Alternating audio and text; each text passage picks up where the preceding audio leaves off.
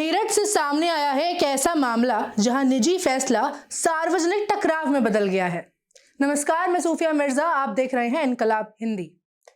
बात यह है कि एक मुस्लिम युवक शाहनवाज उर्फ साहिल की शादी आकांक्षा से 13 फरवरी को होनी है।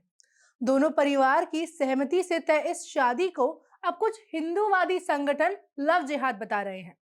हिंदूवादी नेता सचिन सिरोही ने थाने के गेट पर खड़े होकर बयान दिया कि मेरठ में ये शादी नहीं होने दी जाएगी। उनका कहना है अगर शादी दूसरे राज्य में होगी तो वहां जाकर भी रोका जाएगा। वेन्यू वालों की इतनी हैसियत नहीं है कि कार्यक्रम करवा सकें।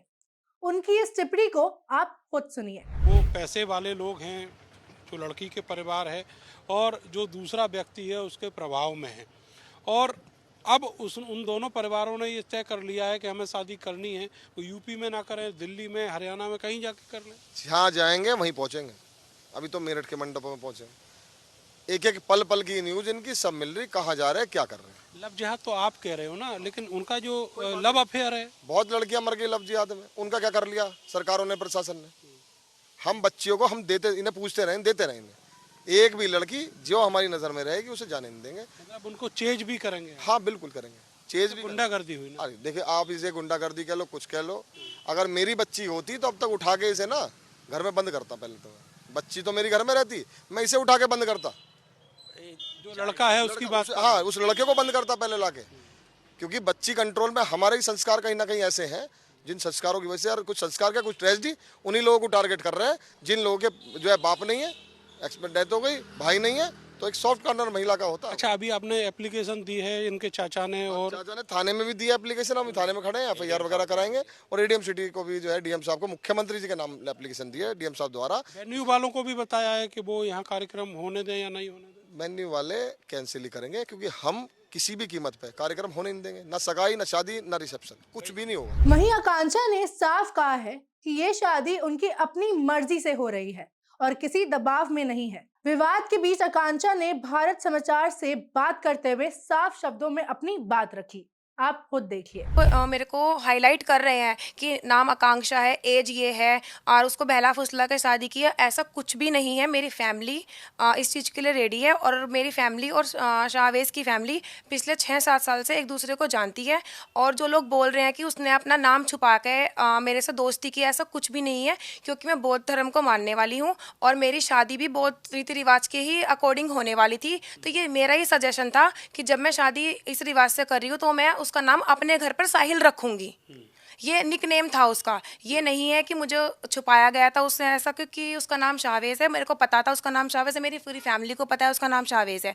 बट जो लोग, जो मिस्टर सचिन सिरोही, मिस्टर तरुण कंसल, मनीष लोहिया जैसे लोग जो मेरे को नाम लिख के हाईलाइट कर रहे हैं, अगर उनको अपनी हिंदू बेटी की इतनी ही चिंता होती ना तो वो लोग इस चीज़ को हाईलाइट नहीं करते, डायरेक्टली मेरे से आके बात करते, उस चीज़ को हाईलाइट नहीं करते। मैं एक बैंक में जॉब करती हूँ। अगर कल को मुझे, मेरी फैमिली को डिप्रेशन में आके कुछ भी हो गया तो इस चीज़ के जिम्मेदार वो लोग होंगे जो सोशल मीडिया पर इसको शेयर कर रहे हैं, इसको पोस्ट कर रहे हैं डायरेक्टली। अच्छा, आपके जो चाचा हैं, संभवतः सगे चाचा हैं, उन्होंने शिकायत की है प्रशासन से भी, पुलिस से भी, और ये कहा है कि ये पूरा मामला ना प्रेम संबंधों का है, ना शादी का है, ये लव जिहाद है। एक्चुअली सर क्या है, मेरे फादर की डेथ 2023 में हुई थी। तब से ही मेरे चाचा का ये कहना है कि आप अपनी प्रॉपर्टी हमें दे दीजिए। प्रॉपर्टी को लेके उनका हमसे बिल्कुल भी आना जाना नहीं है। हमारी बातचीतें बंद है, ना वो हमारे घर आते हैं ना ही हम उनके घर जाते हैं।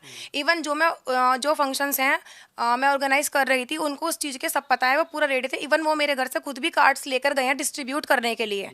वो सिर्फ ऐसा प्रॉपर्टी के चक्कर में आके कर रहे हैं। तो आप क्या मान के चल रही हैं? अब जो चाचा हैं उनसे आपकी बात हुई है, आपने पूछा उनसे कि ऐसा आप क्यों कर रहे हैं? नहीं, मेरे चाचा से इस मुद्दे पे कोई बात नहीं, क्योंकि मैं उन लोगों से बात ही नहीं करती हूँ। मेरा आना जाना ही नहीं है।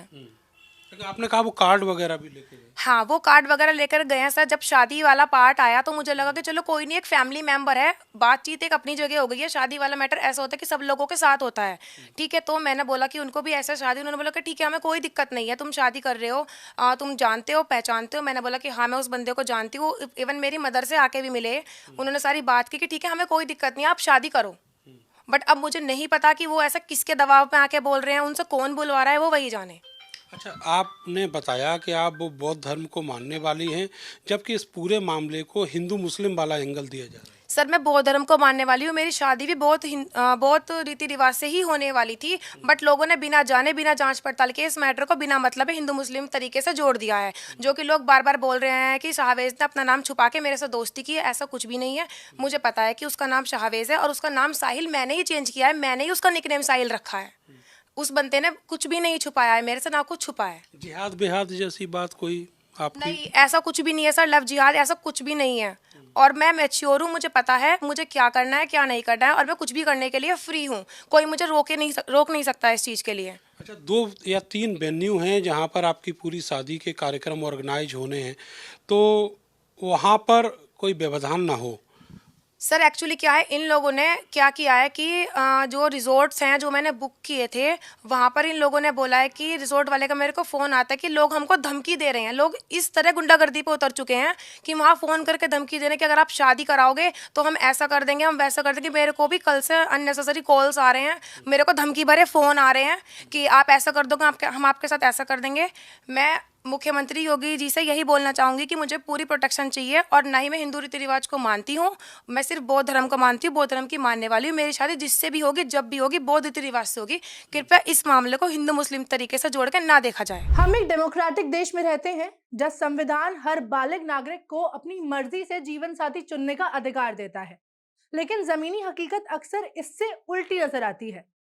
जब दो लोगों की सहमति से की जा रही शादी को पहचान, धर्म और राजनीति के चश्मे से देखा जाने लगता है, तो फ्री विल एक निजी अधिकार नहीं बल्कि सार्वजनिक बहस और धमकियों का विषय बन जाता है। कानून जहां व्यक्तिगत स्वतंत्रता की बात करता है, वहीं समाज और सत्ता के कुछ हिस्से इस आजादी पर शर्तें थोपते दिखाई देते हैं। यही कॉन्ट्रडिक्शन आज के लोकतंत्र की सबसे कड़वी सच्चाई है।